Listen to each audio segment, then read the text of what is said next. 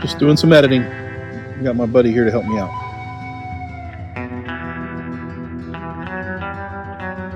Mom, you said that if there's ladybugs, then it must mean love. Well, my goodness. I think I'm gonna have to get a harem.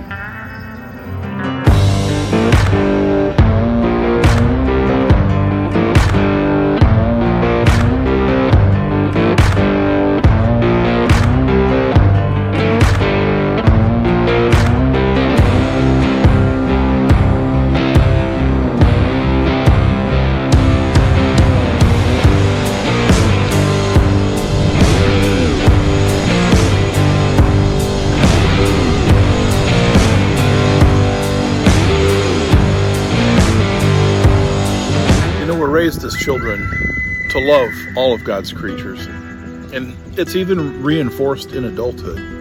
But does anybody else struggle with some of God's creatures? Interestingly enough, whenever I was first introduced to South Dakota in geography, I could think of nothing but a flat nothingness with nothing between it and the North Pole. I couldn't have been more wrong. Looking for a place to relax, I was able to find a great little town called Faith, South Dakota, and found a campsite that was very reasonable. It was $5 a night, and it had electricity and water. Probably the best part, however, was as the sun was setting, I could hear some activity on the field next to the campsite, and it happened to be Friday Night Lights.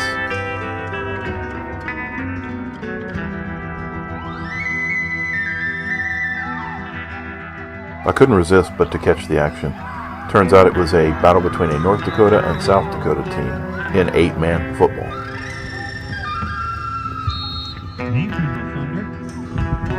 Drawn to football, especially with my background, having played football in middle school, high school, and in college. The next day I had an opportunity to walk around the town and check out some of the interesting artifacts around, including the man known as Bud Day, the Iron Man of Cowboys, and a real interesting statue of, well, a T-Rex known as Sue.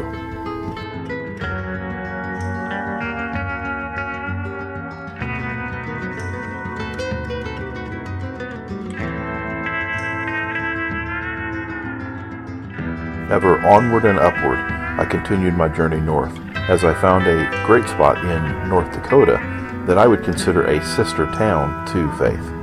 This town was called Medina, and interestingly enough, they had a campsite that was very similar in nature. $5 a night, electricity, and water. Needing a package delivered, I stayed a couple of days, did some editing, and waited for the package to arrive.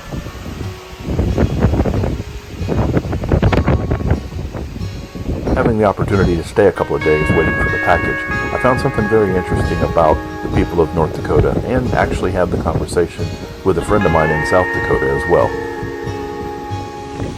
So it's a bit gusty here in North Dakota. What they refer to as gusty is not necessarily what I'm used to being from Texas. So what was called for was gusts of up to 32 miles an hour with sustained winds of about 17 to 20 miles an hour. But I can assure you that what we're getting right now is way more than sustained winds of 17 miles an hour. In fact, if I hadn't had my neighbor here help me with this, either the frame would have broken or it would be out in the yard over there.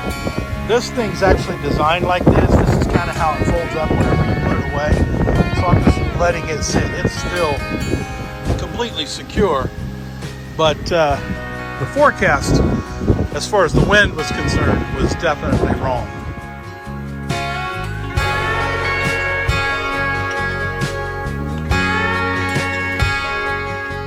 With the wind dying down, I was able to get back to a little more traditional evening activities.